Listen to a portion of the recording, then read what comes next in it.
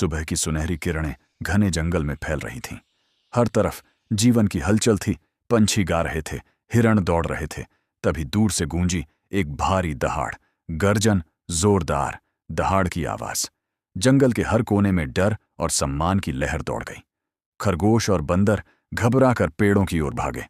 पहाड़ी पर खड़ा था मिस्टर टी, जंगल का राजा। उसकी आंखों में तेज और चाल में राजसी शान थी। जंगल का हर जीव मेरा अपना है। पूरा जंगल झुककर अपने राजा को प्रणाम कर रहा था। एक हिरण और बंदर तालाब के पानी को लेकर झगड़ रहे थे।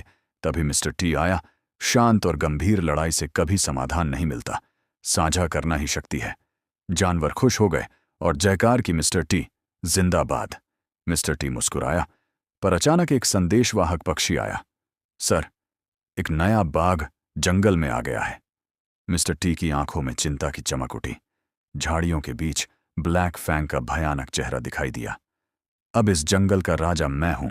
राजा कहने से नहीं बनता, सेवा करने से बनता है। ब्लैक फैंग अपने भेड़िया साथियों के साथ जंगल में घूम रहा था। वे छोटे जानवरों को डराकर पानी के तालाब पर कब्जा कर रहे थे। मिस्टर टी ने दूर से यह अन्याय देखा। वह शांत रहा, पर दिल में तूफान चल रहा था। वह नदी किनारे बैठकर सोचने लगा। हवा में उसके बाल उड़ रहे थे, चेहरे पर पुराने जख्मों के निशान। बेटा, राजा, वो जो अपने जंगल की रक्षा करे। पिता की आवाज सुन मिस्टर टी की आंखों में जोश लौट आया। अब समय आ गया है जंगल की रक्षा का। सब जानवर एक साथ उसके पीछे खड़े हो गए। रात का समय, आसमान में पूर्णिमा का चांद दमक रहा था। पूरे जंगल में तनाव था। सांसें रुक सी गईं। मैदान के बीच मिस्टर टी और ब्लैक फंग आमने सामने थे। तैयार हो जा पुराने राजा, जंगल की रक्षा के लिए हमेशा तैयार रहता हूं। न अचानक ब्लैक फंग ने पहला वार किया। पंजों की टकराहट, मिट्टी की धूल और गर्जन से धरती कांप गई। दोनों एक दूसरे पर लगातार वार कर रहे थे। ब्लैक फंग ने मिस्टर टी को गिरा दिया।